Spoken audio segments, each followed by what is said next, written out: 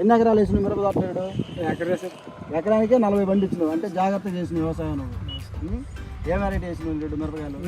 Sir పెట్టుబడి ఎంత అయింది నీడు మిరప తోటకు ఓన్లీ మన మందులకి? మన మందులకి ఒక 40,000 అయింది సార్.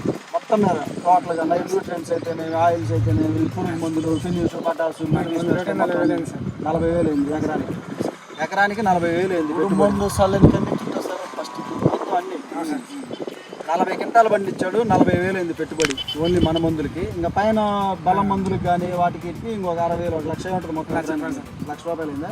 అది 40 క్వింటాలు అయింది, ₹1,00,000 పెట్టుబడి. పత్తి 20 క్వింటాలు అయిందా? 20 క్వింటాలు సార్. 20 క్వింటాలు కనపడుతుంది.